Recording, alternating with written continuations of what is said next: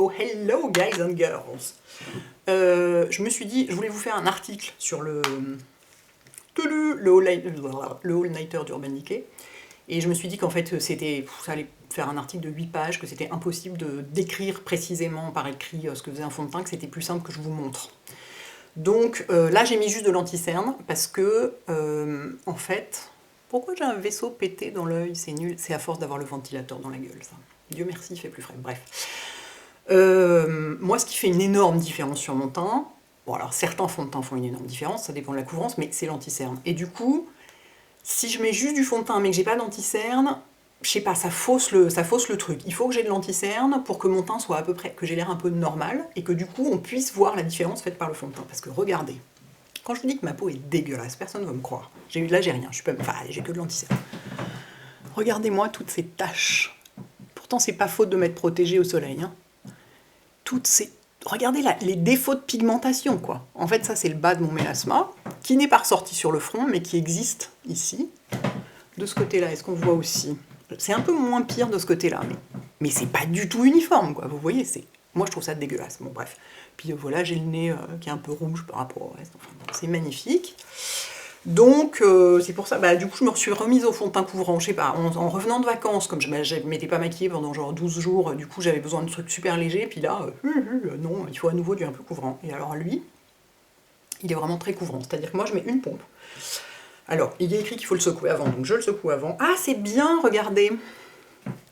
On voit, attendez, on voit, vous voyez, le truc remonte au fur et à mesure que le produit se vide. Donc on voit où on en est. Clever! Je me demandais pourquoi il y avait ce machin un peu chelou à jouer comme ça, parce que le packaging, ça pourrait être pire, il pourrait être violet. Mais non, c'est assez sobre, l'air de rien. Mais en fait, c'est bien, c'est pour qu'on sache où on en est, comme c'est un truc à pompe. Souvent, les trucs à pompe qui sont complètement fermés, tout d'un coup, il n'y en a plus et on n'a pas le temps de prévoir.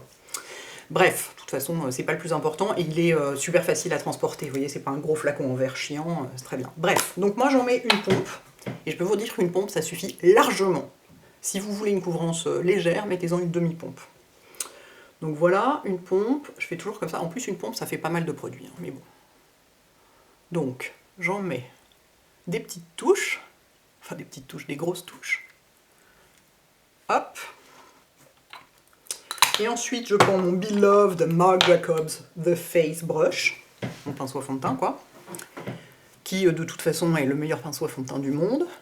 Alors, c'est pas vrai, j'ai pas essayé tous les pinceaux à fond de teint du monde, donc je ne sais pas si je peux dire ça, mais de tous ceux que j'ai essayés, c'est mon préféré absolu. Il y a sûrement des gens qui le détestent, hein, mais moi je l'adore. Et voilà, j'étale tout ça bien. Donc j'ai la couleur, ah oui, je vous ai pas dit, j'ai la couleur 4.0. Alors comment ça marche les couleurs dans ces fonds de teint? Et en plus, très important, bon bref, une chose à la fois, oh mon dieu, complètement bordélique. Les couleurs dans les fonds de teint Urban Decay, c'est les points 0, c'est jaune, et les points 5, c'est rose. Et quand on est allé chez... Oui, il est vraiment bien jaune. Du coup, je les tire un peu sur les oreilles, dans le cou et tout. Il est vraiment, vraiment bien jaune. Quand on est allé chez Sephora avec Raphaël, il les avait reçus. Mais ils étaient encore dans le tiroir. On a dû demander qu'on nous les sorte. Et il n'y avait pas de testeur. Du coup, on a testé avec l'autre fond de teint d'Urban Decay, qui est celui qui, moi, me convient pas du tout. C'est pour ça que je suis hyper contente qu'ils aient sorti celui-là. Enfin, un fond de teint couvrant. Regardez la différence. Ah, merci, quoi. Celui d'avant, là, le Naked Skin, pour moi, c'est limite transparent. Sur moi, ça marche pas du tout. Ou alors faut en mettre 3 tonnes et c'est pas joli. Bref, donc on a testé avec les testeurs du Naked Skin et les couleurs sont équivalentes, ça fonctionne. Si vous avez déjà le Naked Skin, vous pouvez prendre la même couleur dans le All Nighter. Voilà, on a essayé sur notre main et sur notre visage le Naked Skin et on a pris la couleur qui correspondait dans le All Nighter et c'est la bonne, c'est la couleur qui, enfin bref, ça correspond quoi. Qu'est-ce que je voulais dire d'autre? Bah ça y est, j'ai perdu le fil. Voilà. Donc, there we go. Donc vous voyez, non je peux pas zoomer si je zoome, moi je veux bien essayer de zoomer, hein, mais si je zoome, en général, ça enlève toute la luminosité. Mais vous voyez, c'est quand même, c'est vachement unifié quoi. Et il est bien jaune, donc c'est le 4.0. I show you. Come on, focus. Voilà. 4.0, peut-être qu'en plein hiver j'aurais besoin du 3.0. Je vais défocaliser, parce que ça fait un peu peur comme ça. Enfin, j'arrive pas. Est-ce qu'on voit bien là de ce côté-là quand je suis tournée comme ça? Et vous voyez, là le rendu est quand même très couvrant, mais il est beaucoup moins mat. Il n'a pas l'effet poudré du Marc Jacobs, qui est là. Ouh, qui a pris un petit peu la poussière cet été. Il n'a pas son effet poudré, et il est... Quelle est la différence avec le Marc Jacobs? Il est un peu moins couvrant quand même, et il a un effet moins poudré. Attendez, il faut que j'en mette sur ma bouche, parce que... On va dire, il effacer un peu la couleur de ma bouche avec le fond de teint. Donc, voilà. Donc, vous voyez le rendu satiné. À mon avis, il peut convenir à pas mal de types de peau. En dehors, comme toujours, des très très grasses ou des très très sèches, mais qui sont quand même très très rares. Parce que je pense que sur une peau très sèche, enfin une peau sèche, mettons, pas forcément une peau pathologiquement sèche, mais une peau sèche, il suffit de pas le poudrer, je pense. Hein. Après, moi j'ai la peau sèche, mais en ce moment, c'est l'été, donc on n'est pas non plus au mois de février. Hein. Je ne peux pas savoir ce qu'il donnera au mois de février. Et sur une peau grasse, il a quand même... Il n'a pas du tout un fini brillant. Et en plus, il s'appelle All Nighter parce que c'est un fond de teint longue tenue. Donc, et moi, je l'ai constaté sur moi, effectivement, il tient bien. Bon, alors après, sur moi, à peu près tout tient. Mais même les jours où il faisait vraiment très chaud... Est-ce qu'il y a eu un jour qui était absolument caniculaire depuis que je l'ai? Bah oui, c'était dimanche, mais j'ai passé quasiment la journée dans la clim. Donc c'est pas du tout... c'est pas représentatif, mais des jours normaux où il fait genre 28-29. Ensuite, ouais, ouais...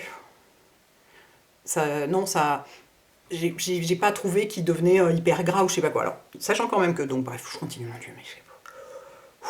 Bordel total. J'ai perdu mon cerveau pendant la canicule, en fait, c'est ça le problème.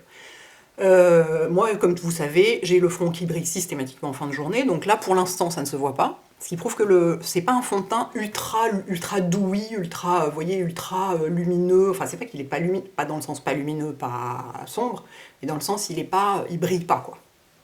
Donc, je pense qu'en plein hiver, on peut ne pas le poudrer du tout. Moi, là, comme je vais aller dehors, j'ai des rendez-vous, tout ça, je vais le poudrer sur la zone T, donc toujours avec cette poudre-là. Je vais remettre un petit peu d'anti-cerne avant, parce que je trouve que j'en ai pas assez, désolée.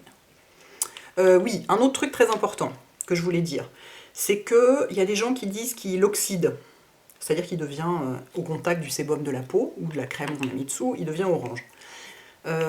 C'est notamment Claire de Hey Claire qui dit ça. Alors, je suis tout à fait sensible à ce genre d'argument, d'autant que sur moi, par exemple, le Marc Jacobs oxyde à mort. Ce qui est très bizarre, je ne sais pas pourquoi, j'ai pas du tout la peau grasse. Après, le Marc Jacobs, je l'ai porté surtout l'hiver. Quand je mets des crèmes, vous voyez mon anti-cerne Urban Decay, pas Urban Decay, pardon, mon anti-cerne Shiseido, comme il est couvrant.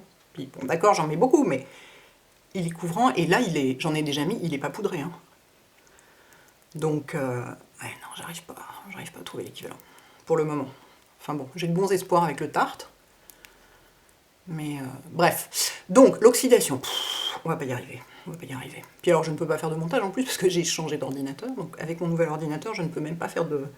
J'arrive même pas à mettre une photo à la bonne taille pour la mettre sur mon blog parce que ça ne marche pas. Je ne reçois pas les mails au bon endroit. Enfin bon, bref, c'est un petit peu compliqué ce changement. Qu'est-ce que je veux dire? Oui, donc l'oxydation. Bref, revenons-en à l'oxydation. Bon sang, bonsoir. Bon, alors, on dirait que mon cerne gauche, c'est pas complètement faux, cela dit, est beaucoup plus éclairé que mon cerne droit, parce que j'en ai mis plus, comme toujours, parce que j'ai le cerne gauche vachement plus présent que le cerne droit. Je vais en mettre un petit peu, je suis obligée d'appuyer comme une brute pour récupérer la fin du tube. L'oxydation, donc Claire Marchal dit que sur elle, il oxyde vachement. Simplement, elle dit aussi, et elle est asiatique, donc c'est un type de peau complètement différent, elle dit qu'elle a la peau très grasse. Donc forcément, les fonds de teint oxydent plus dessus. Maintenant, il faut voir si, quand je le mettrai en plein hiver, avec limite de l'huile sur la peau, ce que ça donnera. Peut-être que ça oxydera. Mais pour l'instant, j'ai des crèmes de jour normales, et du coup, ça oxyde pas du tout. Et ça tient très bien. Voilà, donc après, c'est une question de type de peau et de saison, je pense, quand même. Parce que, comme je vous dis, la dame n'arrête pas de se répéter, le Marc Jacobs oxyde sur moi, mais voilà, c'est une autre saison. Bref, donc... Vous voyez, mon anti-cerne n'a pas besoin d'être poudré. C'est-à-dire que là, ça brille encore un tout petit peu, mais dans 20 minutes, ça brillera plus du tout. Et il bougera pas de la journée. Donc, lui, le fond de teint, je le poudre un petit peu sur la zone T quand même, avec ma poudre Sephora qui est toujours la même, qui est la Beauty Amplifier, poudre lissante et éclat. Poudre lissante éclat. Donc, je poudre la zone T, un tout petit peu le nez, un tout petit peu le menton, mais vous voyez, il n'y a pas besoin de plus, quoi. Hein, c'est... bon, faut dire aujourd'hui c'est pas caniculaire, hein, il fait encore genre 19 degrés dehors, mais il reste quand même un joli glow sur la pommette. Donc voilà. Donc bref, tout ça pour dire que moi j'aime les fonds de teint couvrants, en général, hein, à part où cet été j'ai vu une petite fenêtre d'1 mois de fond de teint ultra léger que j'ai trouvé magnifique. Mais sinon, comme vous voyez, je trouve que j'ai vraiment une couleur, enfin, c'est pas que ma peau est lisse, mais la couleur est absolument pas uniforme, donc j'ai besoin de pas mal de couvrance. Du coup, jusqu'ici, je le trouve très réussi. Ça fait 3 jours que je l'utilise, ce qui est quand même, normalement pour un fond de teint, en 3 jours, on sait un peu, quand on a vécu 3 jours avec, on sait un peu ce qu'il donne. Je le trouve très réussi. Donc voilà, donc il y a pas mal de couleurs, je sais plus combien il y en a, 24 je crois, il me semble, c'est ce que me disait Raphaël. Donc allez plutôt l'essayer hein, que de le commander parce que c'est pas facile. Donc là, donc le 4.0, je dirais qu'il correspond à un Mac NC25. C'est vraiment ça. NC25 ou NC30? Non, NC25. Donc pas du tout la correspondance avec le Mac, où est-ce qu'il est? Avec celui-là. Pas du tout la correspondance avec celui-là, le Prolongwear, ça va durer, mon dieu, mais cette vidéo va durer 1000 ans pour juste une petite application de fond de teint, hein, n'importe quoi.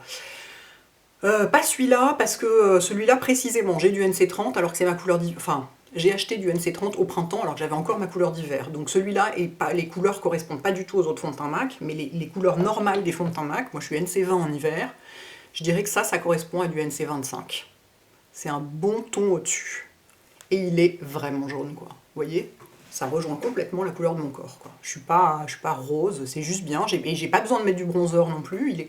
Ouais, ça rejoint bien la couleur de mon corps, c'est ça que j'aime bien aussi. Juste un coup de blush, et pour le teint, c'est bon. Donc voilà, donc je le trouve très réussi. Après, si vous avez la peau grasse, peut-être que vous allez trouver qu'il oxyde à mort et que vous allez devoir acheter un ton en dessous, en prévision de l'oxydation, je sais pas. Regardez la vidéo de Claire où elle en parle, j'essaierai de vous la linker quelque part. Parce que ça doit vraiment dépendre du type de peau, et si vous n'aimez pas les fonds de teint couvrants, évidemment, il n'est pas pour vous, ça c'est sûr. Dans ce cas-là, vous prenez le Naked Skin, là, ou celui d'avant, pas celui qui est en tube, qui est vraiment, alors lui, pour le coup, est complètement transparent, mais celui d'avant, qui est en flacon pompe aussi, qui est une couvrance légère, qui est très jolie, mais pas du tout assez couvrant pour moi, en général. Voilà, la petite revue on the go.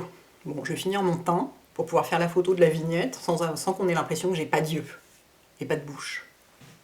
A bientôt les filles et les garçons. Ciao.